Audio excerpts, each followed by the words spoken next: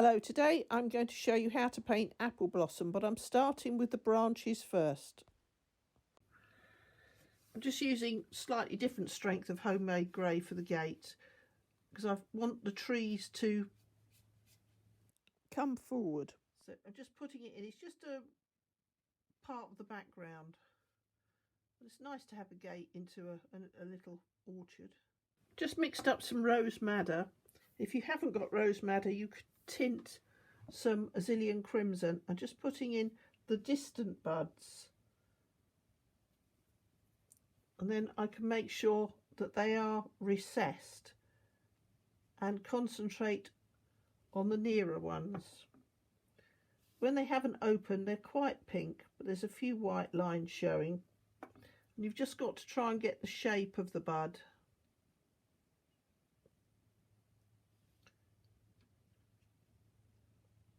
And I'm working my way forward.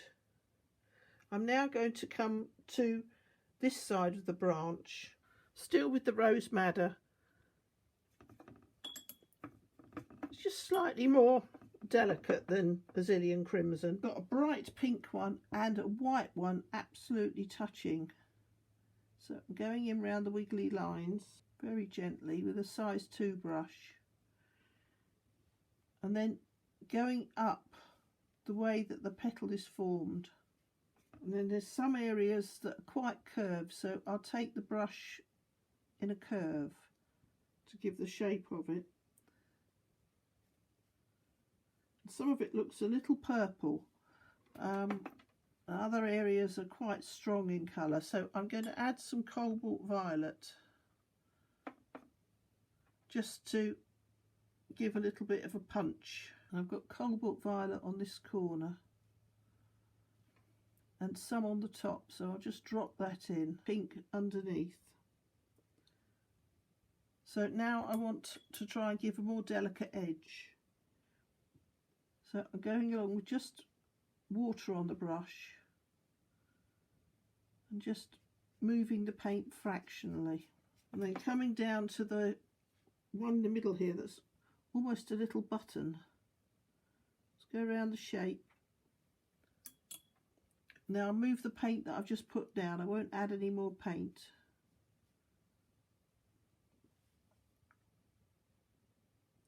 And then I've got more of a violet colour again. Might be the way that the sunshine's playing on them. Then back to just water on the brush. Just take the paint for a walk up to the next petal. And again with this one here, just very, very lightly. And then moving it over to the right, I've got more violet again. So what I'm going to do this time is try and stick it in first, because it seems to be more in shadow. Violet at the top, violet on the next petal. Then I'll go back to the rose madder again.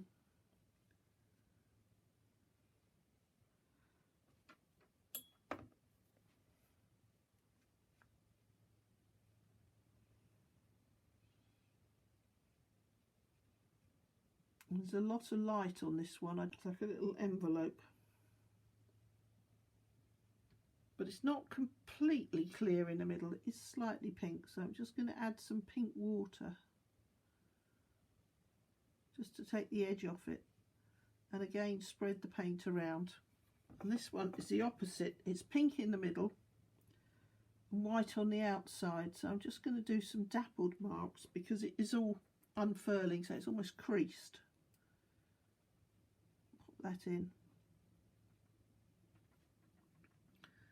And then there's almost veins showing on this side, so I'll just put some veins in, and again down in the middle.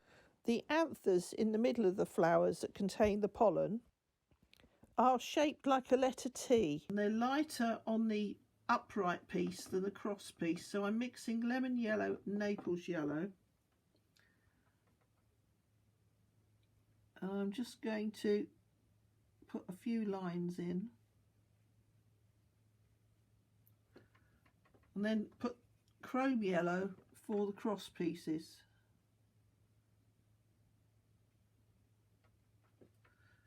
I'm now going to put some of the leaves in, just to help the tones. Now, the larger leaves have got serrated edges, so I've got a number 4 brush with a good point. I'm just going to go round a little bit short of my pencil line.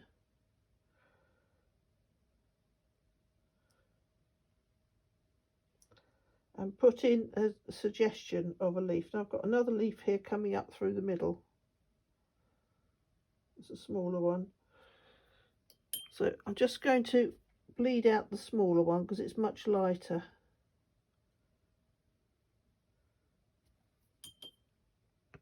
And then with the bigger one, load the brush and just make marks.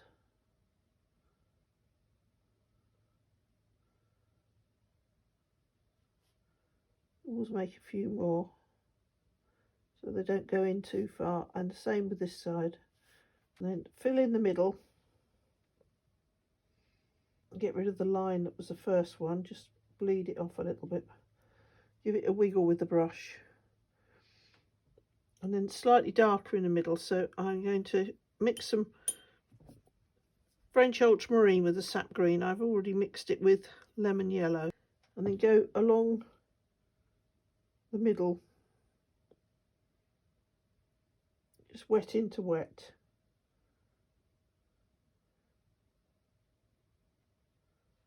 And I can always adjust it slightly if I need to.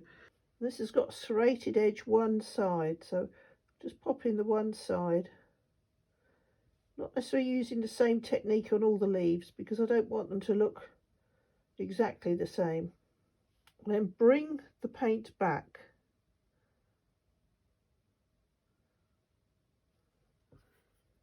Make it a little bit darker. And for the lines in the leaf, the veins, what I'm going to do is drop in a little bit of yellow, and that will separate the areas. And this side isn't showing the serrations because we're looking at it in a different light. Then get lemon yellow, just a little bit on a dry brush, and just slip it in. And that will show the veins.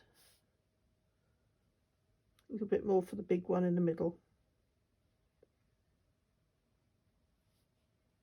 I've got a hint of another leaf up here that's more distant, so it doesn't need anything to identify it. Just pop it in, clean the brush off, and just dab it back a little bit so it shows it as more distant. Progress to more petals, and some of them are almost white, so what I need to do is paint in the negative and paint the things that are around them.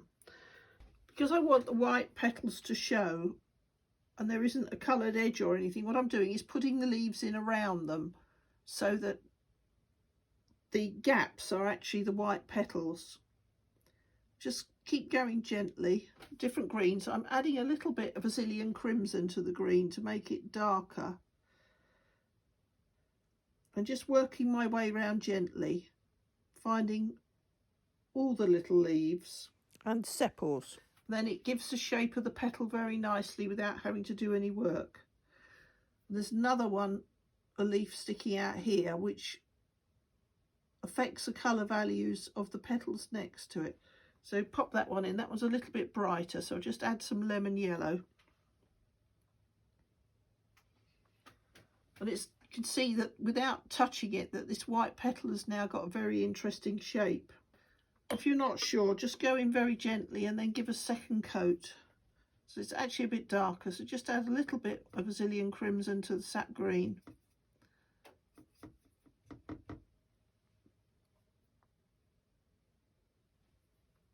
A little bit more sap green. It's in shadow, so it looks quite different. And that's making that look more three-dimensional now. Mixing all my greens together. And this one's got a lovely jagged edge.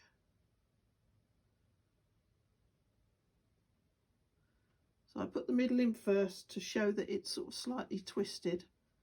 Then blend all the colours together. Keep working your way round a little bit at a time. And it will all come together. So I've now got this leaf completely up to a white flower, but the white flower has got pink in the middle, so I'm going to get the brush and just do long strokes to show the pink in the middle. And there's a tiny bit of shadow there, so get some water, just go around, and then on this side it's a tiny bit of shadow, but it looks more purple.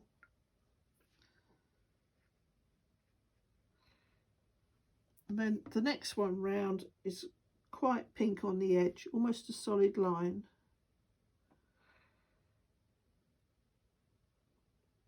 But only on one edge, so then it's purple in the middle. So up in the middle,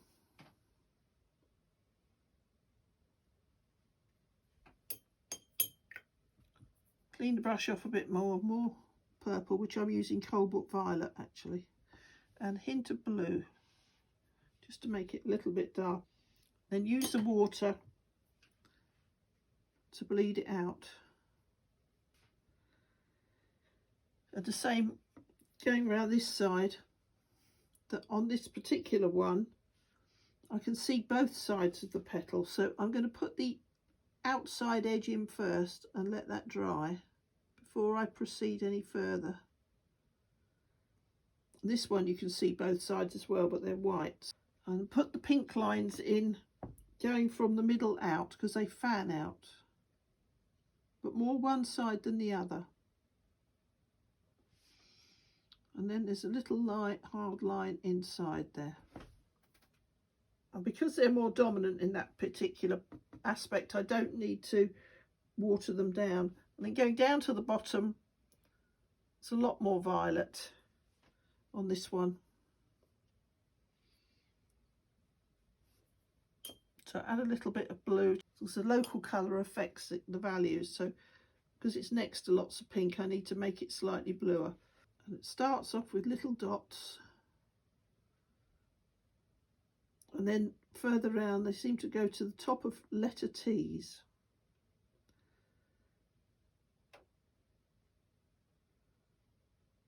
In a moment, I'm just going to add some Naples yellow, because some of them are softer colours than others, which might be because they've just opened, or it might be the light. So that gives some variety. I've mixed up some rose madder and some violet already, so that I can go in quite easily. They're beautiful colours where it hasn't quite unfurled yet, very strong. It's worth just keep going round them all the time, working your way round. Sometimes you want an edge to bleed, and other times it's very important that it's dry. A little bit bolder there. And this one can be much bolder now it's dry. It's letting your picture develop. It's not just one brush stroke and you've got a flower. Now on the edge of this flower and petal, it's a little bit of grey shadow, so I'm just using a mixture of the homemade grey and a little bit extra blue, and I'm just going to bleed it out so that it's got a tiny bit of shadow. I think that's because it's at an angle. And again on this one, there's a tiny bit of shadow, and then marks coming out, but they're very gentle, so use the water to give lost edges. I'm now progressing to adding stronger shades of rose madder to give more depth and a three-dimensional look to the picture. You have to build up gradually when they're very delicate colours. And again, that's got sections that are showing in stronger colours. So I can just put those in. Now I've got those, I can add the middle pinks to other areas. I've got some very white petals, and then moving forward I've got a pink inner one that almost looks like a shell on the inside, and just use a little bit of water to lift that off a bit, make it slightly lighter. Take it down to the point, both sides. Because of the angle I'm looking at it, it hasn't got such a serrated edge, but I'm just going to put the definition in just a little bit so it doesn't look like it's borrowed it from another tree. And it's got quite a spoon end, not a pointy end. So I need to just make it look curled by adding some blue to the corners.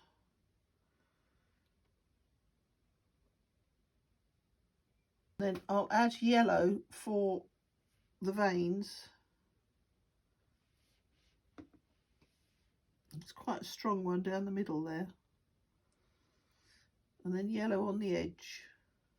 And then I've got one more leaf going against the bark, which has got the sun hitting it one side.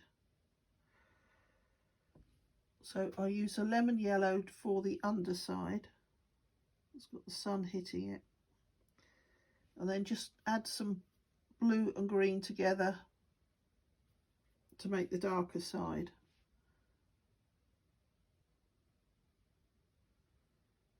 And then I'll just add some water to merge them together. I'm making a very dark green by adding some rose madder to the green, because I've got one that, unless it's got a mishap, it just seems to be almost in shadow. So I'll put the dark colour down first and then put the green on top.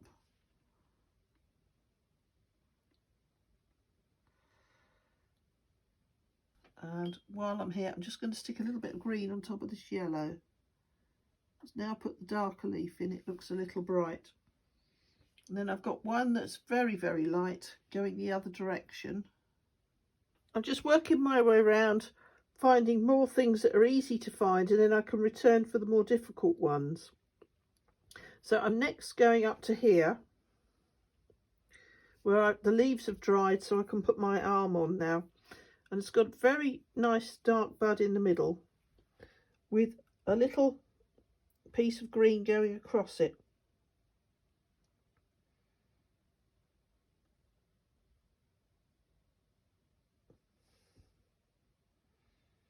So I can do that in quite brightly.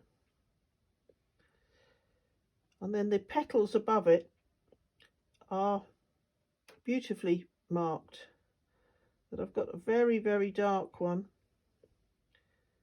almost with stripes. And then going around the outside.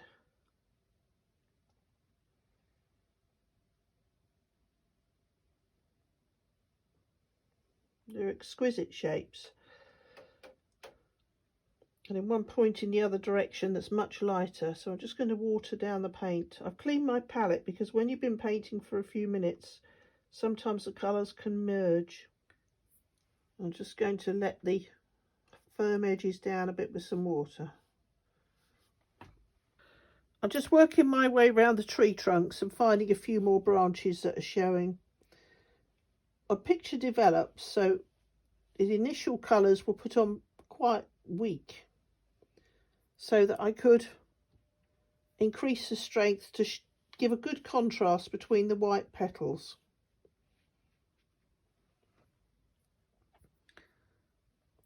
So I'm just using some burnt umber and Paynes grey just to give a little bit more punch to it. Just drop the brush into the wet paint and it'll find its own line. Now the next thing I've got to do is to go round and give a little bit more shape and form to some of the petals. It's the little highlights that make the picture look realistic. So you have to work out where the most prominent parts are on a bud, where the colours go, and then decide how to tackle them. So I've started with a strong colour. I'm now going to use very, very weak colour. Just infill slightly while it's still wet.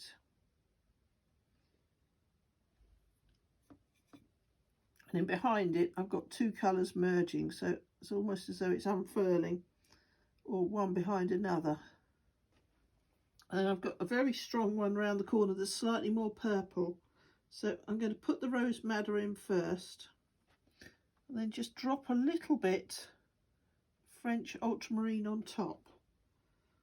Because it's in shadow, it looks darker.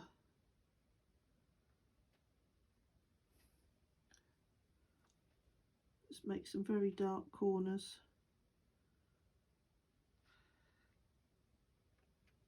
And then as it comes forward, it's much lighter.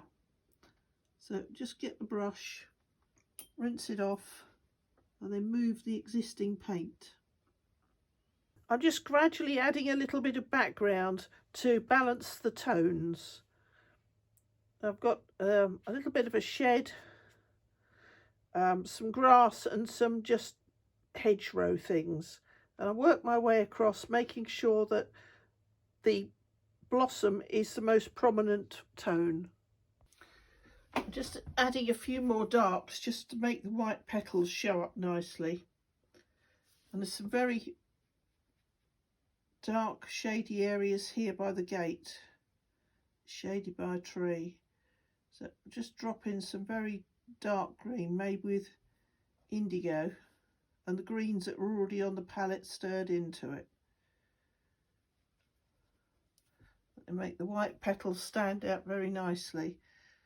I'll just drop some paint randomly in, and it just gives the suggestion of a undulating surface. And then I've got one or two gaps. So I've got some more lawn colour here, which I want to put in lemon yellow so that I'm changing it from the colour of the leaves, so the leaves still show. And again, down at the bottom here, there's just a little hint of lawn showing.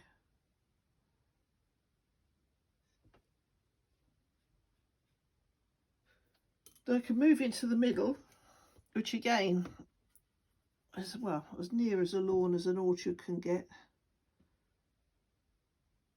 Not being mowed at the moment because it's got lots of wild flowers in it.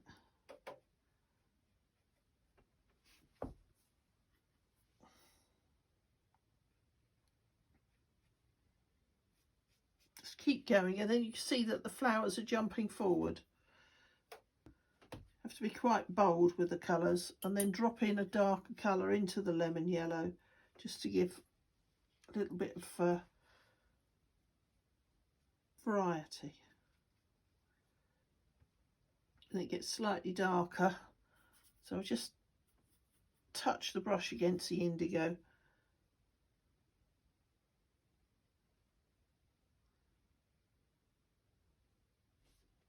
And go into the middle.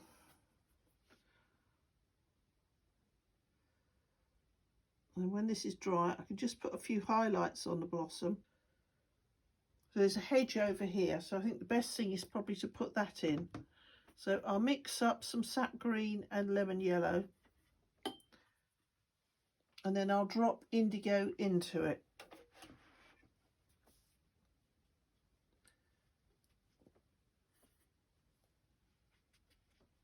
And it's coming out in random clumps.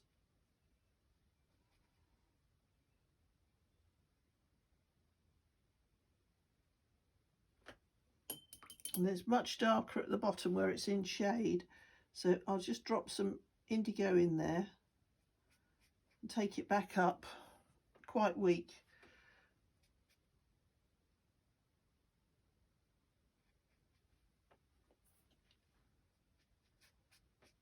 If you haven't got indigo, you could use any dark colour really, it just gives a contrast.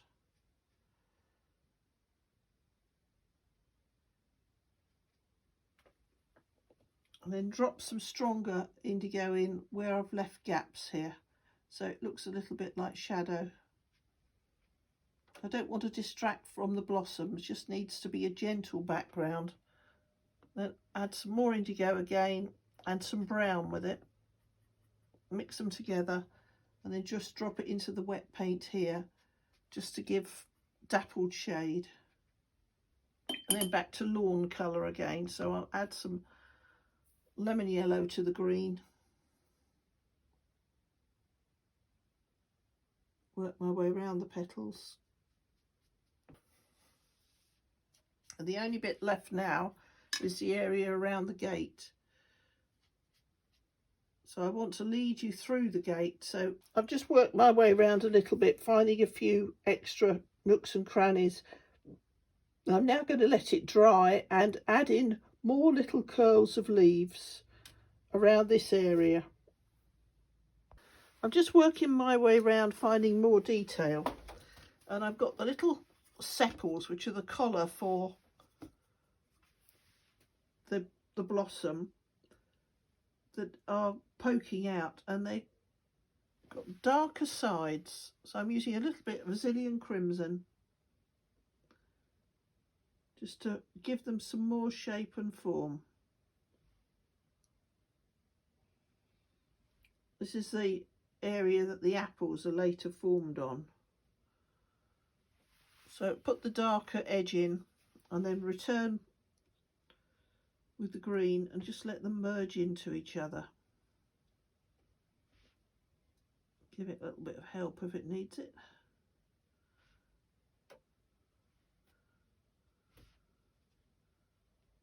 Redefining those a little bit, it puts more emphasis on the yellow anthers, and I'm just going to put a little bit of crimson around, so there is a darker background. And again, that without making the yellow brighter, that helps. It also matches the edge of the petals, so let's give more emphasis on that. And I've got another one over here that I can do the same with. Just put in the little sepals. There's lots of them, but they're quite small, but they just sort of go through the petals, giving a little bit of colour. And in the corner, I've got some that look brown. I don't know why. It might be the light, or it might be they're at a different stage. So with very little work, that's now looking more three-dimensional. And I've got several petals overlapping each other, so I need to go around in the negative with the pink and just find the edge of a petal. A few little lines. Just work my way around a little bit more, identifying the odd nooks and crannies and more shadows, just to give it a little bit more of a three-dimensional look. I'm now working my way around this section. I hope you've enjoyed watching this video and that you've got access to some apple blossom to have a go. This is a Bramley apple, but most apple blossom is very similar. And just keep working around all the time, looking for little extra highlights just to make it a little bit more three-dimensional.